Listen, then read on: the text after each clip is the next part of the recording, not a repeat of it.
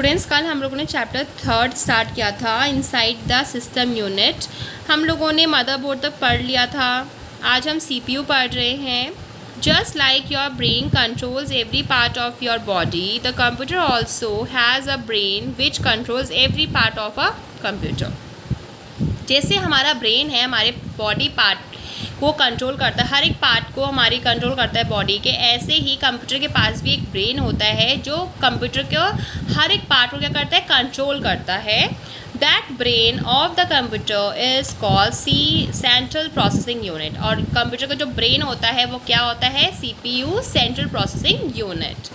CPU is also called processor और micro processor. CPU को हम प्रोसेसर भी बोलते हैं, माइक्रो प्रोसेसर भी बोलते हैं। CPU का इंटेल का, इसमें दिखा रखा है इंटेल का कोर्स i7 है, ये CPU का इमेज है। CPU क्या होता है, कंप्यूटर का एक ब्रेन होता है। जैसे हमारा ब्रेन हर एक पार्ट को कंट्रोल करता है हमारी बॉडी के, ठीक है, ऐसे ही जो CPU है कंप्यूटर के हर एक पार्ट को क्या करता है, कंट्रोल करता है। Functions of CPU।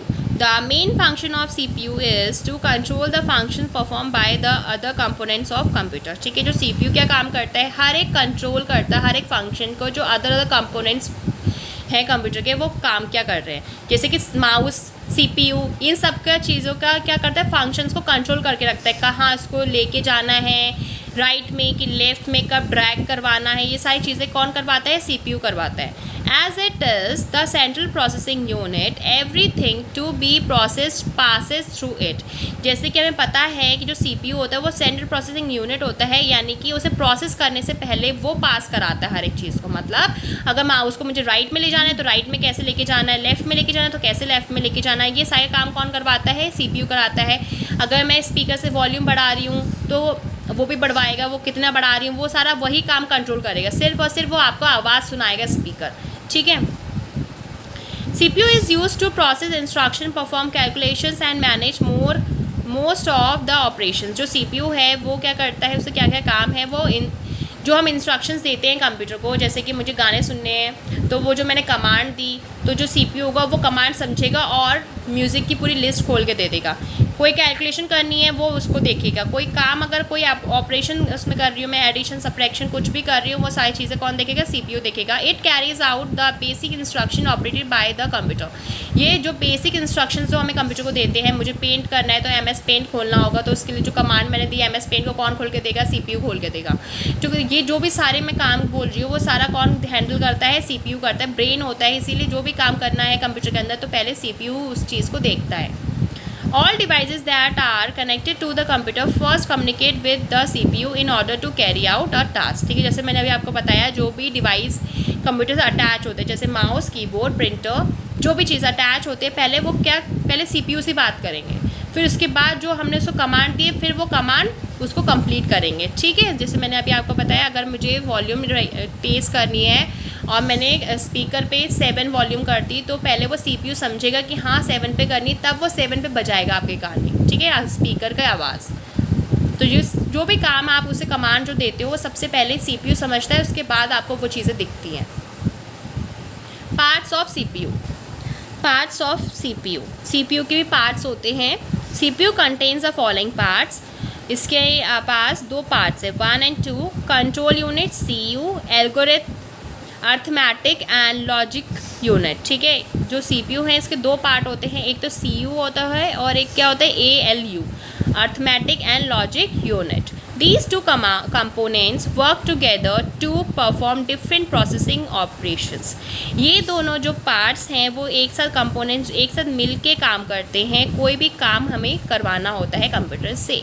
ठीक है, यहाँ पर आपको ये डायग्राम फ्लो चार्ट दिख रहा है। सबसे पहले क्या है, सेंट्रल प्रोसेसिंग यूनिट कितने टाइप के होते हैं, 2 टाइप के, एक कंट्रोल यूनिट और एक ALU। ठीक है, बीच में हमारी मेमोरी है, बीच में मेमोरी होगी और स्टोरेज डिवाइस है। किसके अंदर होते हैं सारी चीज़ें, CPU के अंदर। कल हमने पढ़ा था ये चीज़, है ना।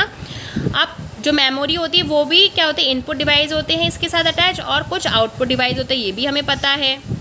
ठीक है, तो ये फ्लो चार्ट आपको दिखाया गया कैसे काम करते हैं। ये सारी चीज़ें ये देख रहे हो आप, एक दूसरे से कनेक्ट है, ये इससे कनेक्ट है, ये इससे कनेक्ट है, ये इससे कनेक्ट है, तो ये भी इससे कनेक्ट है।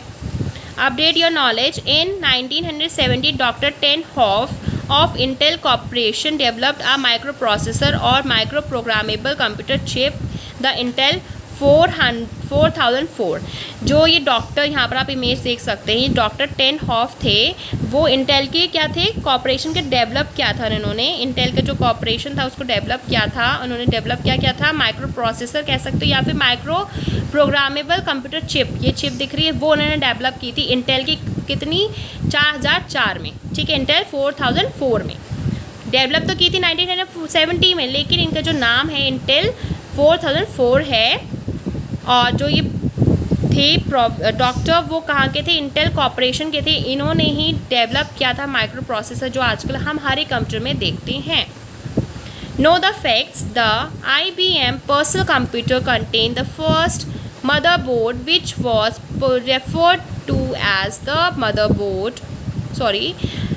referred as the breadboard and was released in 1981। जो सबसे पहला पर्सनल कंप्यूटर था जो हमारा IBM, उसके अंदर क्या था, जो फर्स्ट मदरबोर्ड थी उसको पहले मदरबोर्ड नहीं बोला जाता था, उसे क्या बोला जाता था, पहले ब्रेडबोर्ड कहा जाता था, वो आया था। और उसे कब आया था IBM में, वो 1981 में लगाया गया था मदरबोर्ड को, और उससे पहले क्या कहा जाता था, उसे प्रेफर क्या कहा जाता था, ब्रेडबोर्ड बोला जाता उस टाइम। स्टूडेंट्स, आज हम इतना ही पढ़ेंगे, कल हम इस जो हमारी 2 पार्ट्स हैं हमारे CPU के, उसको कल हम डिटेल में पढ़ेंगे, CU और ALU को कल हम डिटेल में पढ़ेंगे।